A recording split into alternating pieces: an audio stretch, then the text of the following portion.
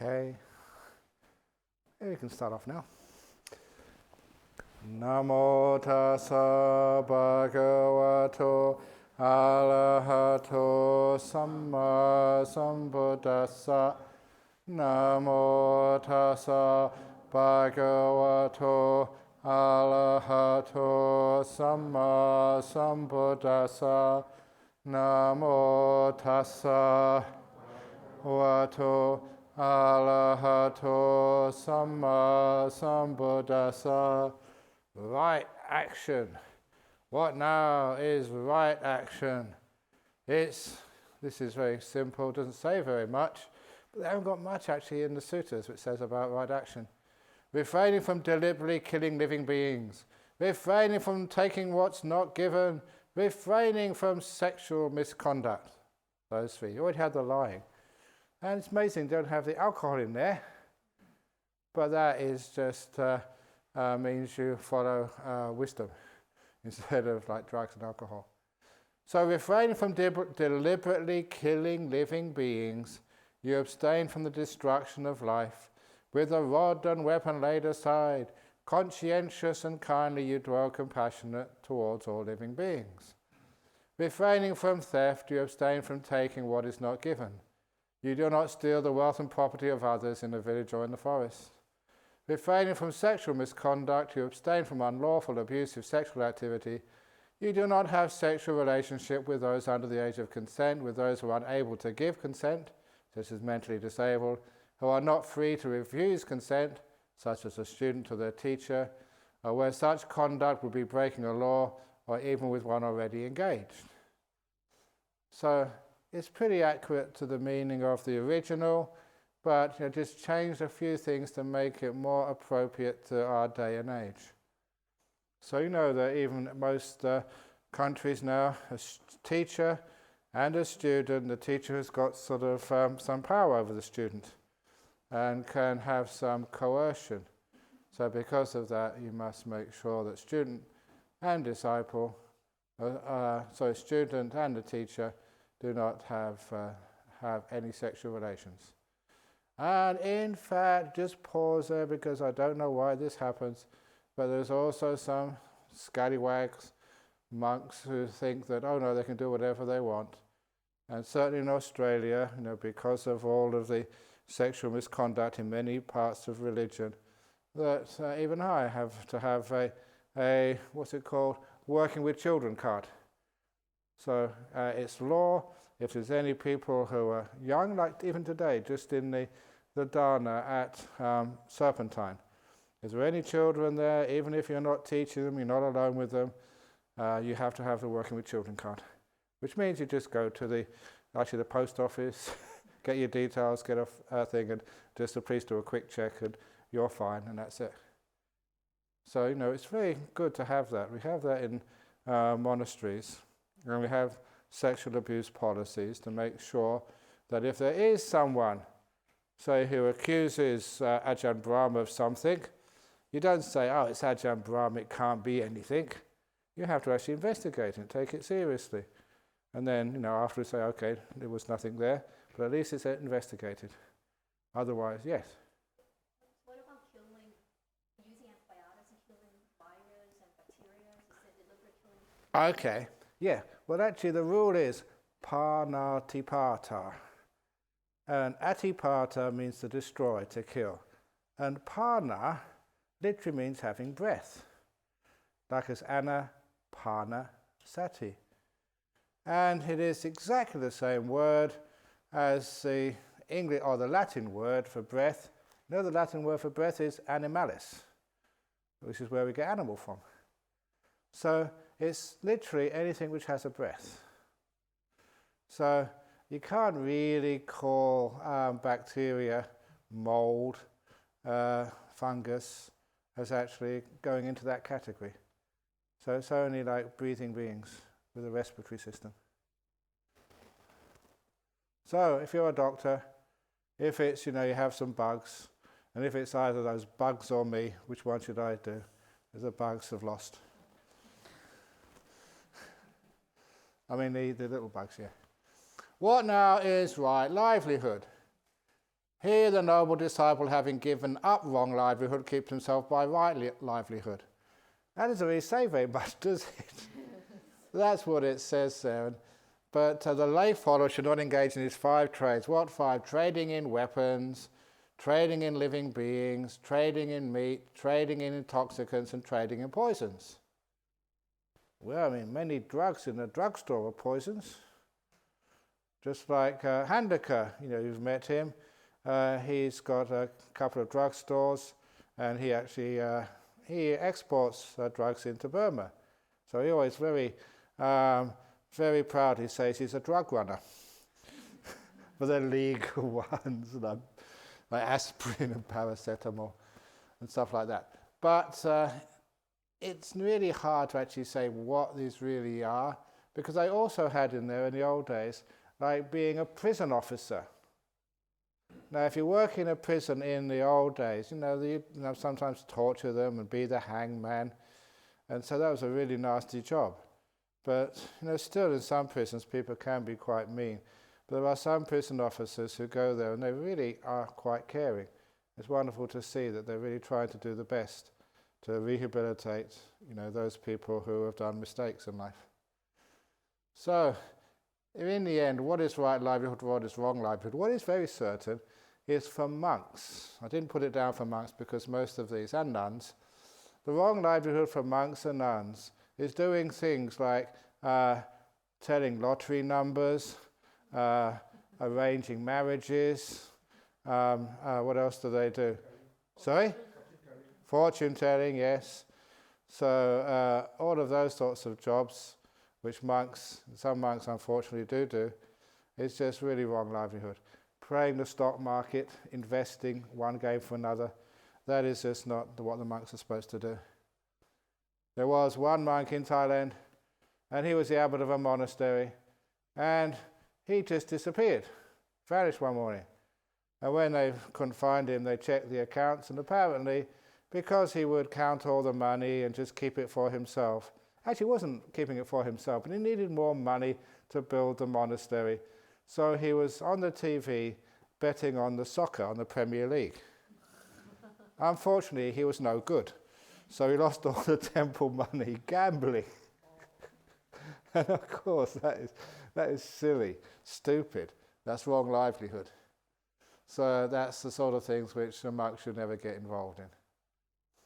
Right endeavour. Now those are actually the 3 activities of body and speech and livelihood.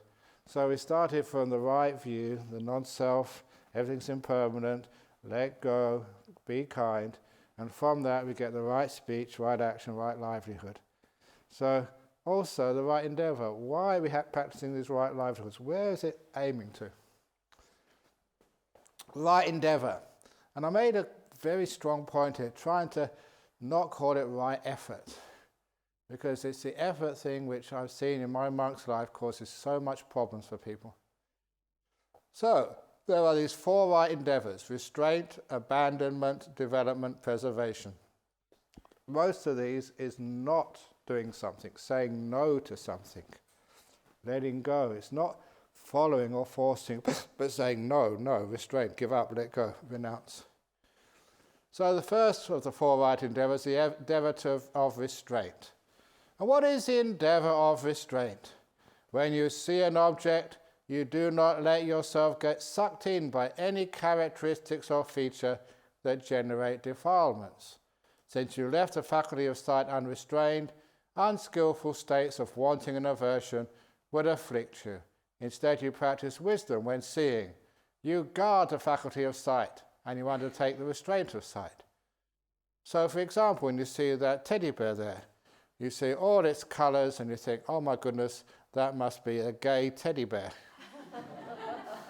Now that's adding things which is not really there and true, and that might get you wanting or aversion. So you don't, I don't know where that teddy bear came from, it's really cool. But when you do, did someone actually die in the washing machine or something? I don't know.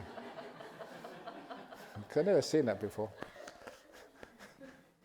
So if you see something, it might be For example, like someone who's really hurt you in the past, someone you're afraid of, and you see its characteristics or feature that generate fear or loathing. So you restrain that. And in fact, actually, you just look at the other part of the person. You may see a snake. But snakes are really cool. Actually, if you touch them, they're very cool. But, they're not really going to harm you. So, if you don't get fear, so you don't get sucked in by any of the characteristics or features that generate defilements.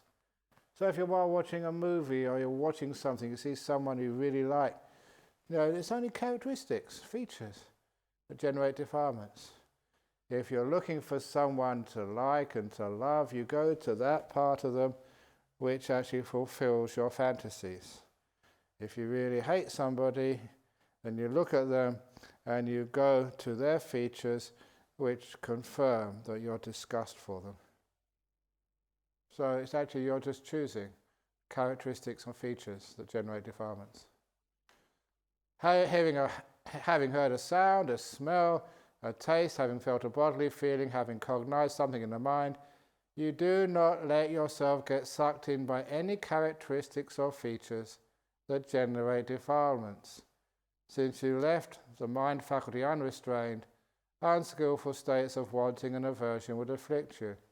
Instead, you practice wisdom with the mind. You guard the mind and you undertake the restraint of the mind. That is called the effort to restrain. So you restrain it so you don't get especially greed, wanting, lust, ill will, aversion. Even if you look at your past, from the objects of the mind. You don't look at that part of the past, those features, that way of looking at it, which creates ill will or anger or guilt. Same with the future. You don't look at those features of the future which generate fear and anxiety. You undertake to restrain that sense of mind with wisdom so that you look at the future and you don't worry about it. The defilements don't arise. That's the first, the endeavour to restrain. The endeavour to abandon. And what is the endeavour to abandon? Here you do not maintain an arisen motivation of wanting. You abandon it, let it go, renounce it, and bring it to cessation. You do not indulge in an arisen motivation of aversion, an arisen motivation of harming. Those are the three wrong motivations, second factor of the Eightfold Path. Whenever bad motivations arise, you abandon them, let them go, renounce them, bring them to cessation. This is called the effort to abandon. Now you can see, before you go down, those efforts to abandon, you've been practicing that for a long time. That when you have an arisen motivation of wanting, how do you actually just abandon it, let it go, renounce it, bring it to cessation? If you want to get rid of the wanting, it just gets worse. If you feel embarrassed about it, ashamed of it, force it out, it gets worse. Similarly, the anecdote of me thinking sexy thoughts from 3 to 4 p.m. every afternoon. Actually, it's 3 to 4 p.m. now, isn't it? But that was a long time ago. And that was when I tried to really force them out, and they just got so bad. So these days I teach, practice, you just abandon, you let them go, you renounce them, bring them to cessation with beautiful kindness and wisdom. That is called the endeavour to abandon.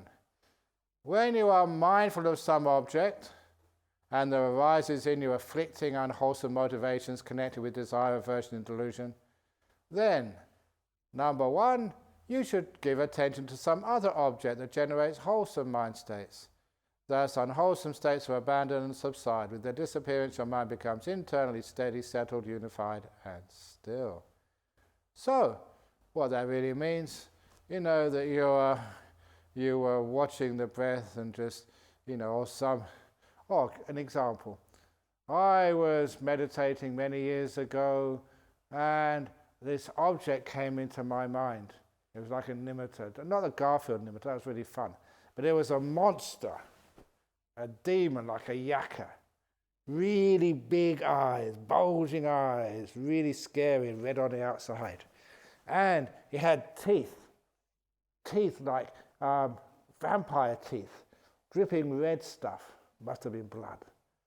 It had a necklace of skulls and really spiky hair. It's a long time before the punks. Spiky hair, looked really fierce, and its tongue was hanging out. Ugh! Right in front of me. I love doing that, especially when there's kids around. Ugh! Here's my monster. And it was right in front of me during meditation. Was I scared? No. Give some attention to some other object that generates wholesome states of mind. So I actually looked at that, and I decided just to put sunglasses over its bulgy eyes.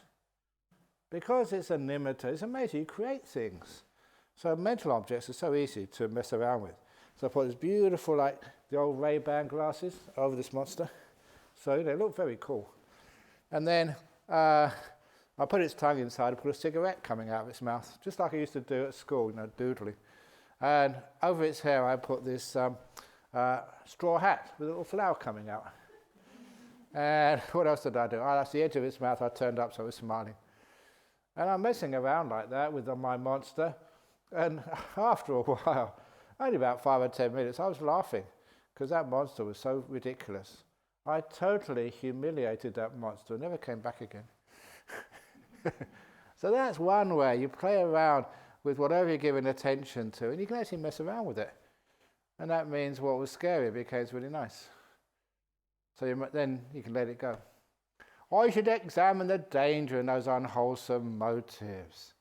Yeah, you can start thinking about that person in your cottage who's always been putting the shower on at 2 o'clock in the morning, who's been making the tea just when you get to bed, and you're thinking, well, I've got to keep the precepts now, but when on the way home, what can I do?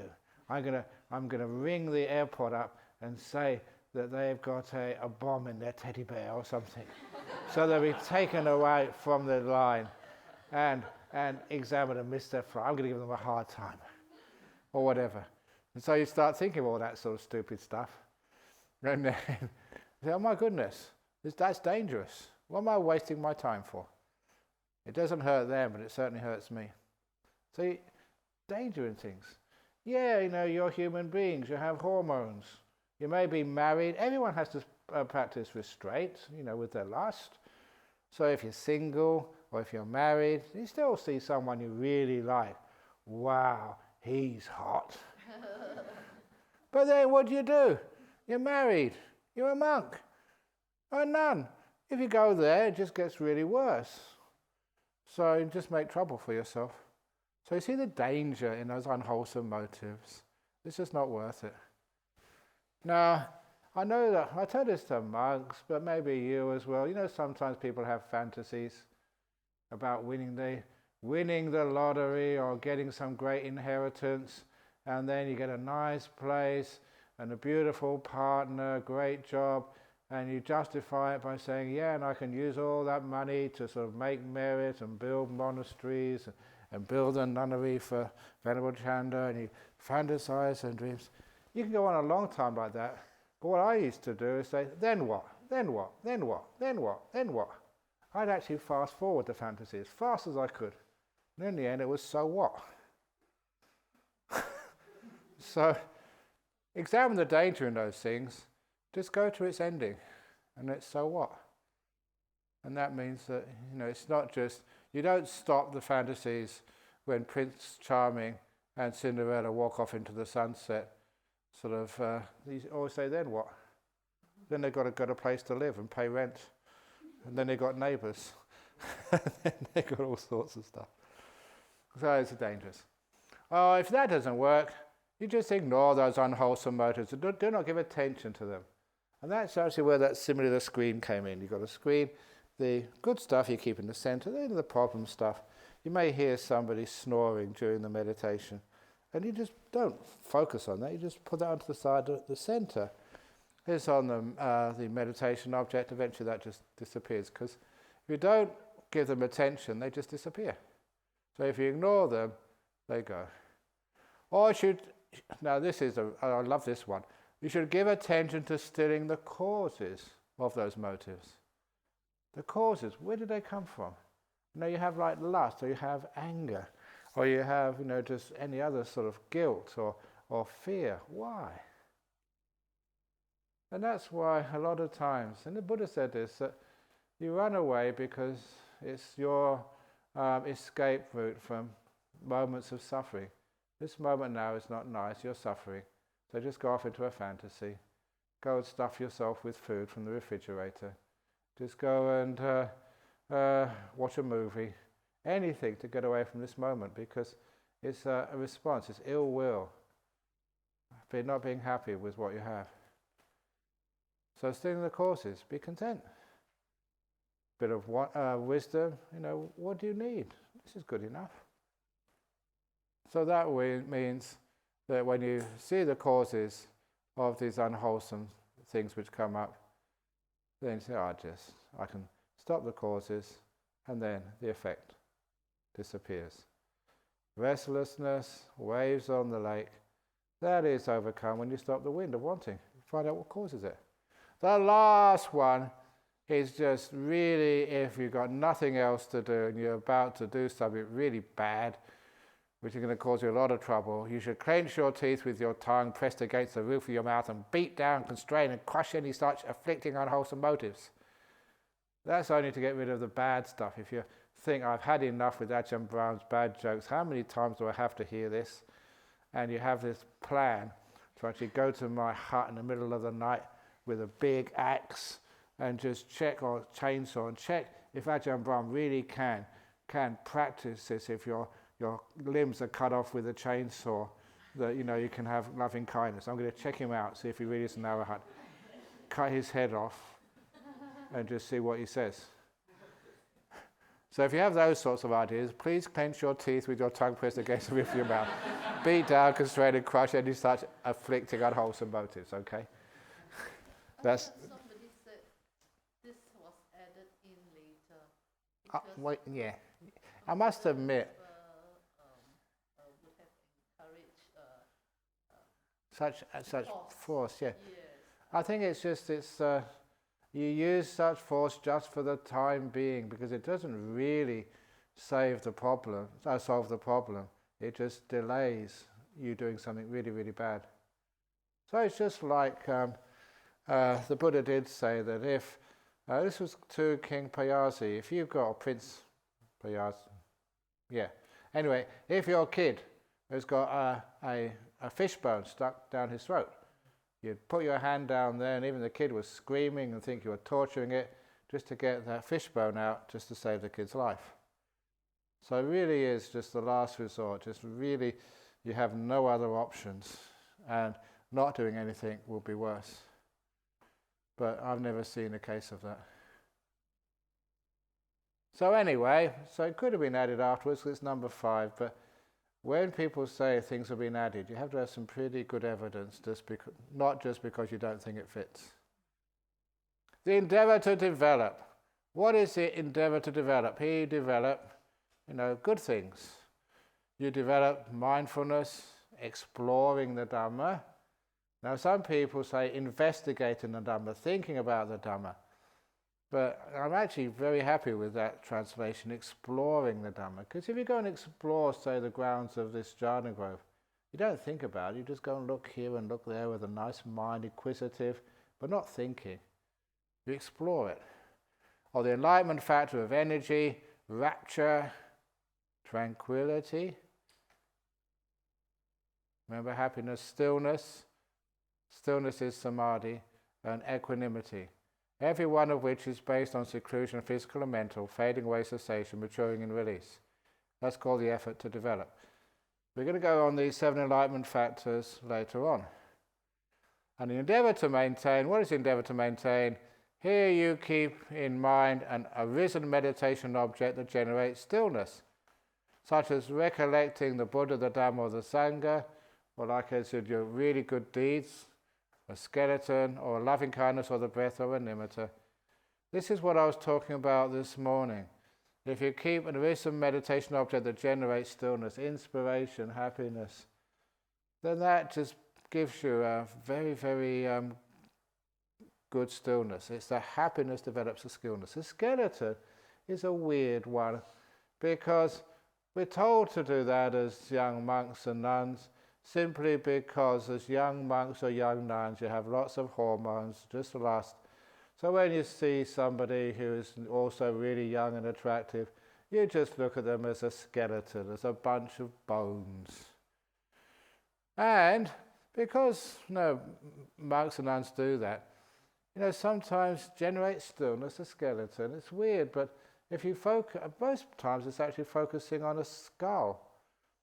People focus on a skull. It's actually quite interesting. You can grab the mind, and after a while, the skull starts to fluoresce. It gets really bright and beautiful, and that becomes a nimitta. I know many monks who use a skull, and from there, they actually get a nimitta.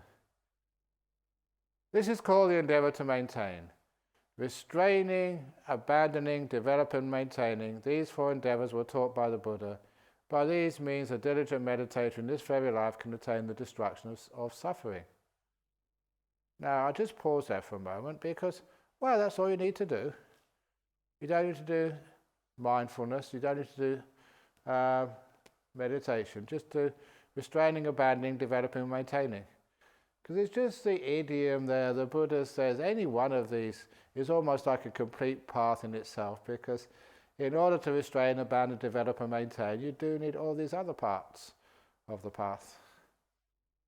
Anyway, we can go up or scroll to right mindfulness. This is the Satipatthana's. And right mindfulness, there's no better translation than I know for mindfulness. So the four focuses of mindfulness, instead of calling the four foundations, because when you look at these four, it's what you focus your mindfulness on the body, on experience, on the citta, the mind, or on these mind objects. So it's really just where you put your mindfulness. You can be mindful of anything. But this is putting the mindfulness on four interesting things. And the reason why those four is because for a lot of people, especially those first three, that's where they tend to feel they exist. The body, or their experience, this is the real me, I'm happy today. And when I'm miserable, that's not the real me. So experience I identify with, body I identify with, the mind they identify with. That's why you focus on these things. And the last one is actually just what to get rid of, what to let go of, the five hindrances, and what to establish, the seven enlightenment factors, but that comes later. So the four focuses of mindfulness lead in one direction only. But sometimes people, and really there's no reason to do this, I would call it even mischievous, because the word ekayana will never ever be mean the only path. Can't mean that at all. That is very, very bad translation of the Pali. The commentaries don't say that. The Visuddhimagga doesn't say that, and also the next sutta after the Satipatthana Sutta, there it says very clearly that what ekayana means just one direction, leading in one-way street. Not the only way, but a one direction only. To the purification of beings, to going beyond sadness and crying, to the disappearance of physical and mental suffering, for the attainment of the true way, for the realization of Nibbana. What are the four? So the summary, 1, 2, 3, 4. Having restrained the five hindrances, you abide aware of the body, energized, knowing the purpose of what you're doing, and mindful. Now you may know that in each of these ones, that's aware of the body, experience, the mind, and the mind objects. We all, sometimes the translation was having, something covetous and grief for the world. Having abandoned covetousness and grief for the world? Yeah, the old translation. And I thought, hang on, what does covetous, what does grief for the world mean? And Then when you read it all in Pali, you find out that those Pali words vinaya, which is actually restrained. It's not really abandoned, having restrained it. Because you only abandon those things when you become a anagami or arahat. But loke abhijja, as I read and read and read in Pali, you saw that was a synonym for the first hindrance. The first hindrance is usually kama chanda, maybe about 70% of the time, but 30% of the time it's called loke abhijja.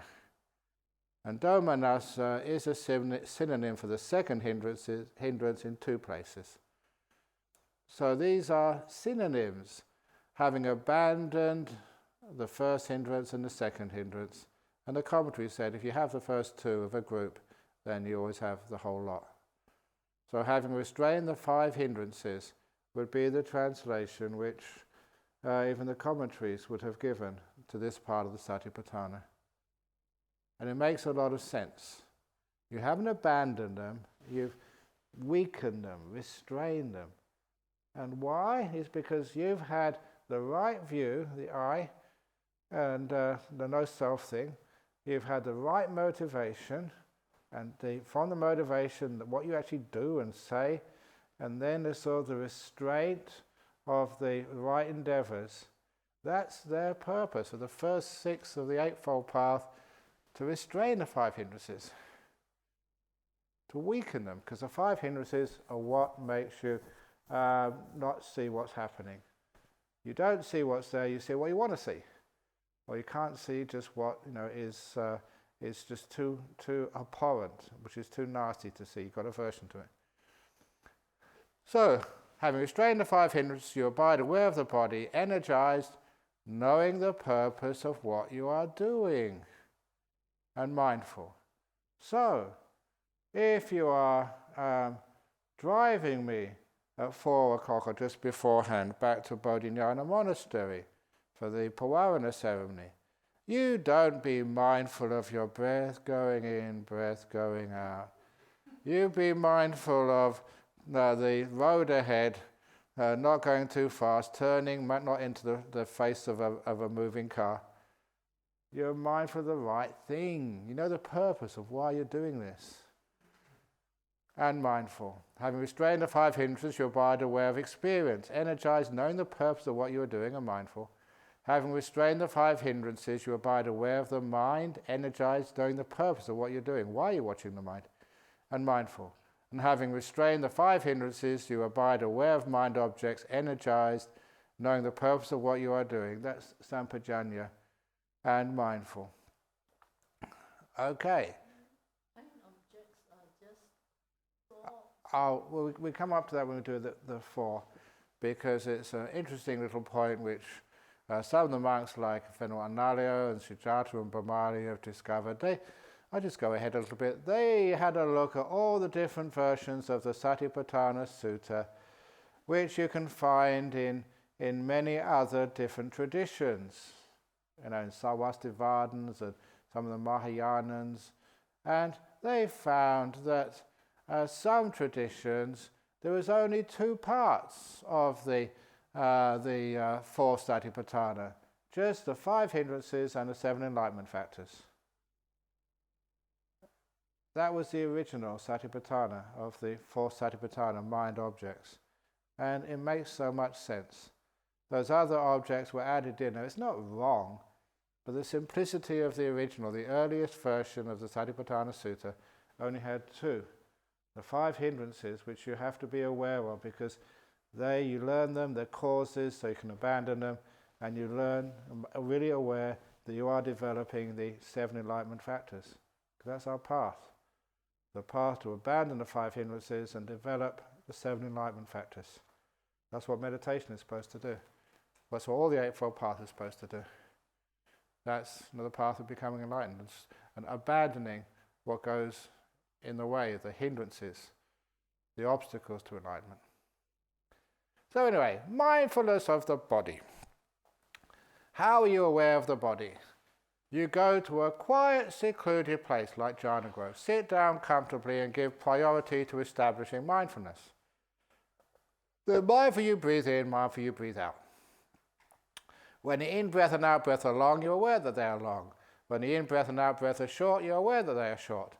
Then you learn to experience the whole of the breath as you breathe in and out.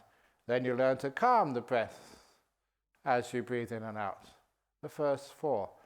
I did shorten that a lot because the original was when you breathe in a long breath, you know you're breathing in a long breath. When you breathe out a short breath, you know you're breathing in a short breath. When you lead in and even I get sort of tongue-tied saying that all. So you try and make it simple. So you breathe in and out, you know they're long. That's the first 4.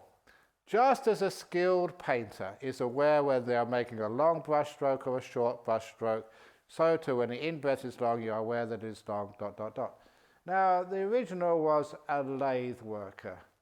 And I know what that means because we did build a lathe in our monastery 43 years ago, no electricity. We knew actually how it worked. And the Buddha's simile makes sense to me because you had a little treadle and it has a rope, and the spring was just a big bamboo stick. So when you push down on the treadle, the rope, which was tied around the piece of wood, would actually go down, and then you'd release it, and the bamboo would spring up again, and that's actually how you could pull it down and actually use it as a lathe. But I don't know anyone else who does that these days.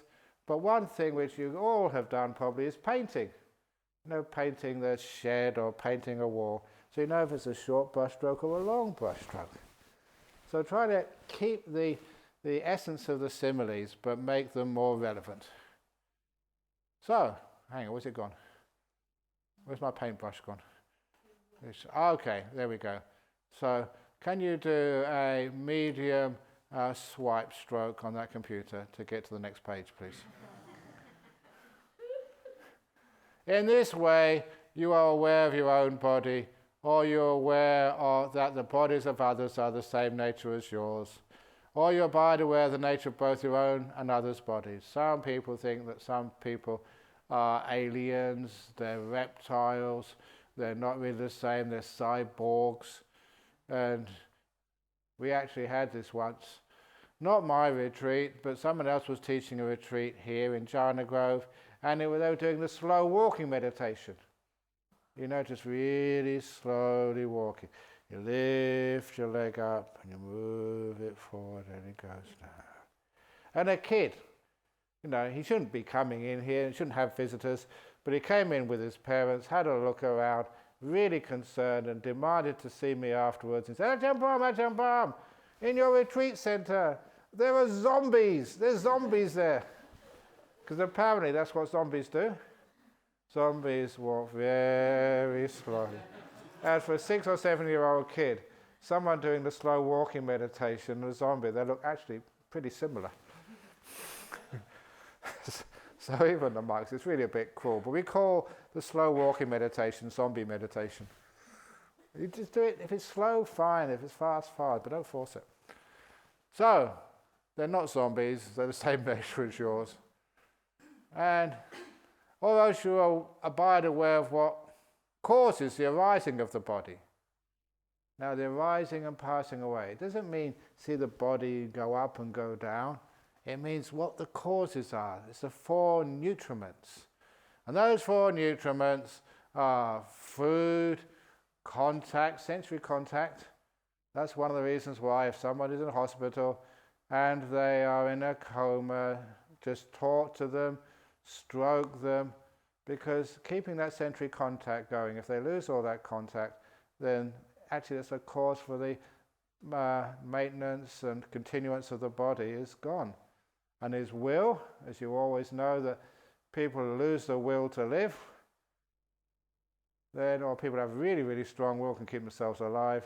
Will is one of the causes, the nutriments of the body. And the last one is consciousness. So that's a cause, and you abide aware the body will cease when the 4 nutriments cease. Or you just abide contemplating the body's cause and nature of both arising and ceasing. Or else just mindful, it's just a body. Just a body, just impermanent suffering, not me, not mine, not a permanent essence. It's just body, that's all. is established in you to the extent necessary for mindfulness and wisdom, essential for liberation. So you don't add on to the body something which is not there. It's mine, I can control it. And you abide independent, not clinging to anything in the world. That is one way that you are mindful of the body. Another way, the four postures. When walking, you are aware in the present, I am walking. When standing, sitting, or lying down, you are aware in the present that I am lying down. Thus you maintain present moment awareness of however your body is disposed. It's just very much a present moment awareness practice. So, when you are sitting in meditation here, you're not on the aircraft flying back to Singapore. You are here. When you are walking, you are not checking your messages on your iPhone. You're actually here, you're walking. When you're sleeping, you know that this is sleep time, so you don't worry about all the problems you have for tomorrow. So that's what it really means. You're in here, in this moment. In that way, you're aware of your own body, or you're aware that the bodies of others are the same nature as yours, or you abide aware of both your own and other bodies, or else you abide aware of what causes the arising of the body, the four nutriments, or you abide aware that the body will cease when the four nutriments cease, or you abide contemplating the body's causal nature of both arising and ceasing, or else mindful it's just a body, impermanent, suffering, not me, not mine, not a permanent essence, is established in you to the extent necessary for mindfulness and wisdom essential for liberation. And you abide independent, not clinging to anything in the world. That's another way you are mindful of the body. Third, full comprehension of the purpose. You act in full comprehension of the purpose when going forward and returning. You act in full comprehension of the purpose when looking ahead and looking away, when flexing and extending your limbs, when wearing your clothes and carrying things. The original says when wearing your robe and carrying your bowl. But that's only monks who wear their robes and carry their bowls. It's not everybody, so wearing your clothes and carrying things. Why are you wearing your clothes? As a monk, it's not to become a supermodel who models the latest in robe wear. It's you wear your clothes just for protecting your body, keeping it simple, and just maintaining some decency.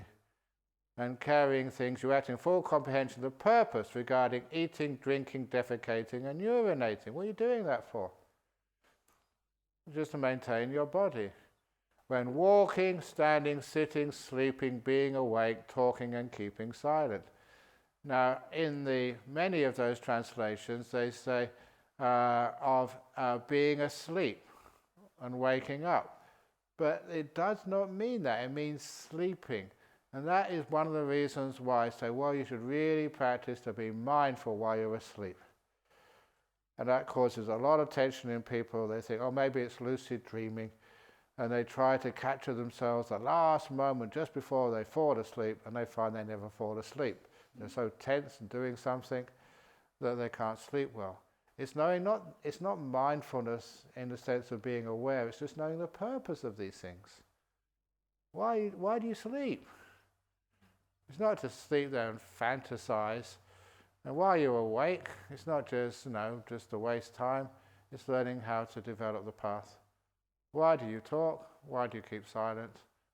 So that's why the noble silence is actually knowing when to talk and when to keep silent.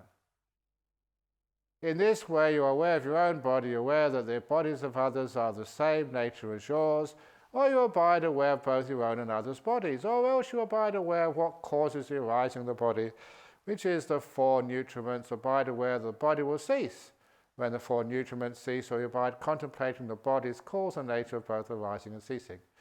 Or else mindfulness that it's just a body, impermanent, suffering, and not me, not mine, not a permanent essence, is established in you to the extent necessary for mindfulness and wisdom, essential for liberation. And you abide independent, not clinging to anything in the world. That is another way you are mindful of the body. Now there's a lot of repetition here, but I did that on purpose because repetition sometimes has a purpose. It drums it into you. Just like the teacher would make me write lines I will not tell stupid jokes in class. 100 times. It didn't work, but anyway, I remembered it. The bodily parts. And that's we don't repeat it anymore, it's enough. You review your body from head to toe, bounded by skin as made up of many kinds of parts, blood and bones, tissues and organs.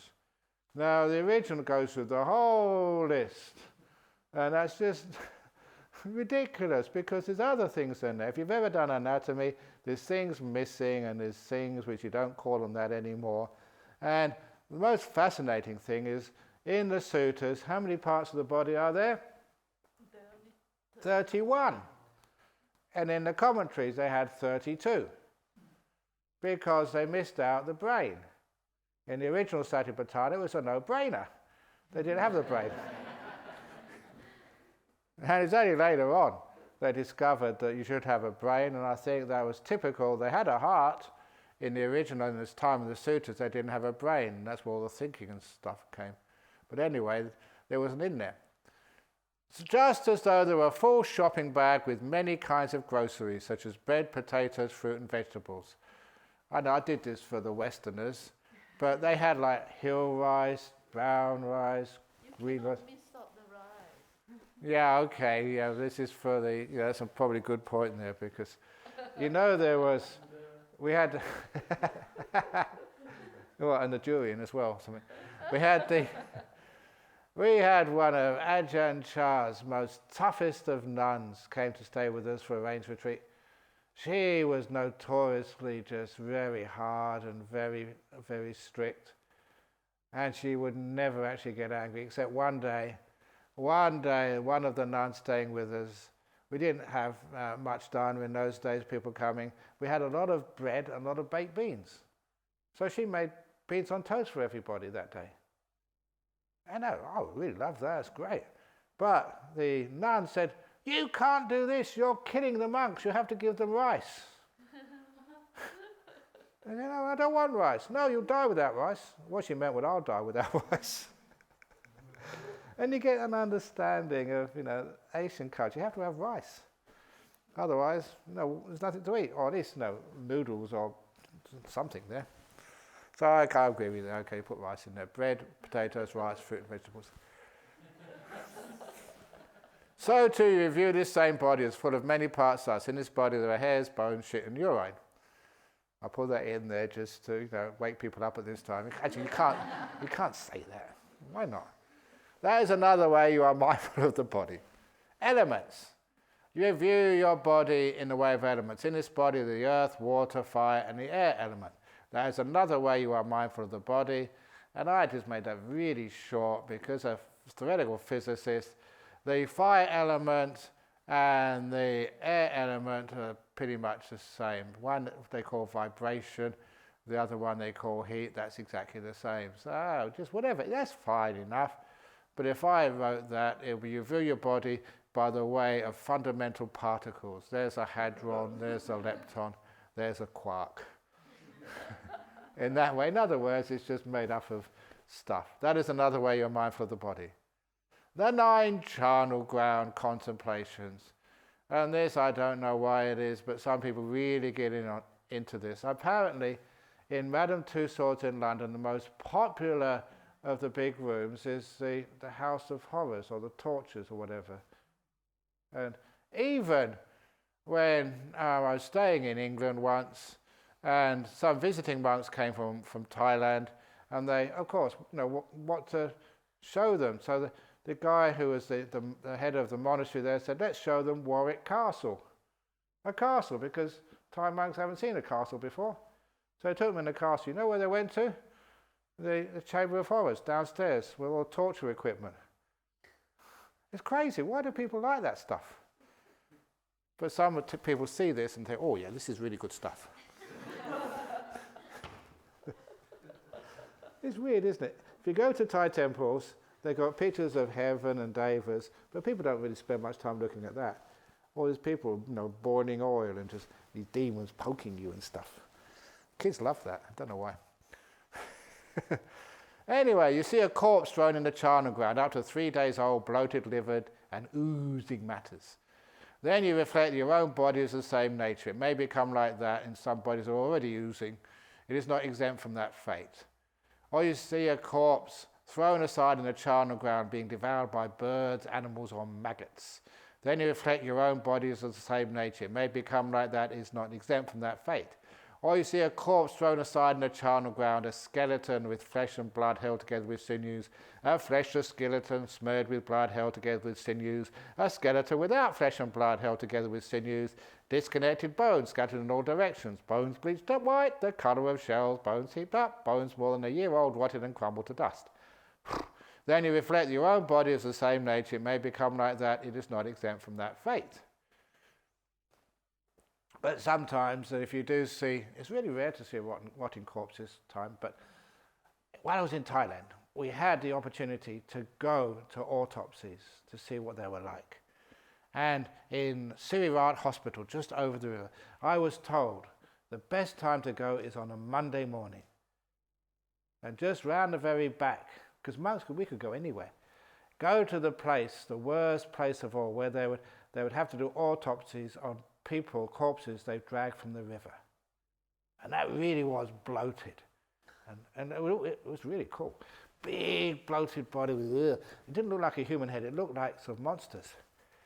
And the doctor, he must have been the worst doctor in the hospital, punished for doing something that he had to go and do this job. And honestly, he had a big length of wood with a nail on the end. Not sterile, not high-tech at all. And because the first thing he did, we were watching, he had to puncture the corpse. And then as soon as he did that, all this stuff came out. And you can actually see yesterday's remains on the ceiling. And everybody just, including me, it was just a rotten smell, just really reeled back. And being a young man, have you done that yet? You're a namby-pamby, you must go there, that's a real thing. Really stupid, crazy monks. But it's very hard to see an autopsy. There was Bhante Gunaratana, I like telling a few stories. Bhante Gunaratana, he was talking about this part of the Satipatthana. And so some of his students thought, let's go to the local hospital, to the pathology department, see if we can get into an autopsy. And they went there, a whole group of his students, and they asked and begged, look, it's part of our religion, it's part of our practice, and they couldn't get permission at all. And just most of them went home. One stayed behind. And when he saw one of the morgue attendants come out, he said, look, can't I sort of, just come in and have a look? And again, look, so I've got no time for you. I'm just so stressed out. I'm just going through a divorce. And the guy said, actually, I'm a lawyer. I can help you with the papers, the divorce papers, if you let me come in. And, lawyers are really expensive in the United States. So the morgue attendant thought, this is a really good deal. So they went to have some lunch, and the lawyer helped with all the divorce papers. Then afterwards, the attendant sneaked him into the autopsy rooms. He put on a little coat, and he actually saw the autopsy, standing around there, keeping quiet. And then there's a lot of doctors in there because it was an Afro-American, and they said they called him a piece of work because he'd been through so many operations, and they were trying to find out what actually killed him. And then finally, one of the doctors saw, that's it, and gave it a Latin name. And lawyers are notorious for not being able to keep their mouth shut. So the lawyer blurted out, that's cancer. And everyone else went quiet and looked at him. And he said, who are you? Are you meant to be here? Because that actually meant it was a Latin word for medical malpractice. He said, I'm a lawyer. Ah! Get out of here quick. That's why they don't let people into autopsies. They get the mistakes. Anyway, that's a nice little anecdote which Venerable Bhante Gunaratana told me. So anyway, autopsies and stuff. In this way, you're aware of your own body, or you're aware that the bodies of others are the same nature as yours, so you abide aware of both your own and others' bodies. Or else you abide aware of what causes the arising of the body, the four nutriments, so you abide aware that the bodies are the nature to cease. When the four nutriments cease, or you abide contemplating the body's causal nature of both arising and ceasing, Oh, my, it's just a body, that's all. Impermanent suffering, not me, not mine, not a permanent essence. It's established in you to the extent necessary for mindfulness and wisdom essential for liberation, and you abide independent, not clinging to anything in the world. That is another way that you are mindful of the body. Now you get the benefits of mindfulness of the body. When mindfulness of the body has been repeatedly practiced and developed, these 10 benefits may be expected. You overcome delight and discontent, especially with the body. Yeah, you feel achy. Yeah, you feel full of energy. Yeah, it's just the body doing its thing. You overcome fear and dread, especially of like dying or getting sick. It's a fear which causes more sicknesses. You bear cold and heat, hunger and thirst, contact with flies, mosquitoes, ticks, wind, the sun, creeping things. You enjoy unwelcome words and irresolute bodily feelings that are painful and menacing to life. Just the body's going to go one day. You experience whenever needed without difficulty the 4 jhanas that constitute the higher mind and provide a pleasant abiding in this very life. The reason that is because you know what the body is, you're not really concerned with it anymore. You can let it go. Why can't people let the body disappear? It's because they are still attached to it. They don't really know it yet. When you know what the body is, it's just a vehicle. Just like your car, you may have come here in. You park the car in a car park, it's quite safe. You don't need to keep checking on it. You can walk away and leave it alone. Just like this body in meditation, you park it on your meditation seat, close the doors, put on the security, and you can just walk away into the deep meditations knowing your body is safe. Be there for you when you come back. Or you wield the various kinds of supernormal power. Having been one, you become many. Having been many, you become one. You appear and vanish. You go unhindered through a wall or through a mountain or so through space. You know, I can walk through walls. I use the doors though. It's a wall. I walk through it. Okay. And or through a mountain or through space, you dive in and out of the earth as though it were water. You walk on water without sinking as though it were earth. Seated cross-legged, you travel in space like a bird. You wield bodily mastery even as far as the Brahma world. With clear audience and divine ear, you hear sounds both heavenly and human, those that are far as well as near. You can read the minds of other persons, having encompassed them with your own mind, especially whether their mind is affected by one of the 5 hindrances or whether it is experiencing jhana. You recollect your past lives, even up to 100,000 births. Oh, you know, they say 1 birth, 2 births, 10 births, 50 births, up to 100 births. We just say up to 100 births. Many eons of expanding universe, many eons of decaying universe. There I was so named, of such a family, with such appearance. Such was my food, such was my experience of pleasure and pain, such my lifetime, and passing away from there I reappeared in this other place. And there too I was so named, of such a family, such my lifetime, and passing away from there I reappeared here. Thus with their aspects and particulars you recollect many of your past lives. With clairvoyance, you see beings passing away and reappearing, inferior and superior, fair and ugly, fortunate and unfortunate. One understands how beings are reborn according to their actions. And by realizing for yourself with direct experience in this very life, you enter upon and abide in deliverance of mind and deliverance by wisdom, your own enlightened one. The reason I'm rushing that is because now I am going to vanish. I'm going to disappear. Having been one, I'm going to be none, because it's 4 o'clock and I've got to be in Bodhinyana, or I'll be in big trouble. Arising and passing away, I'm now going to rise up and pass. Sadhu, sadhu. Okay. Oops. Where did that time go? We'll finish the other ones tomorrow. So tomorrow we're back to normal, 4 p.m. And also, I'm going to put some extra interview times for tomorrow to make up for today. And I'll be back this evening at 8 o'clock for the Q&A. So any questions on this, you can ask.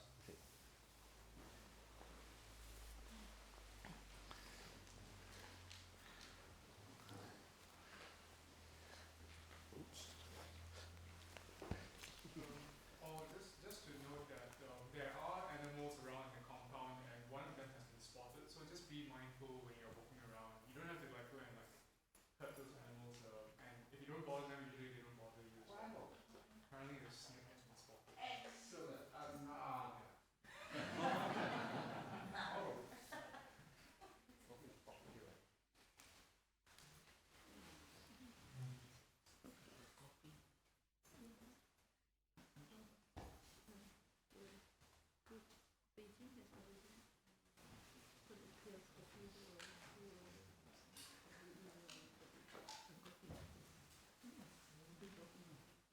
And in this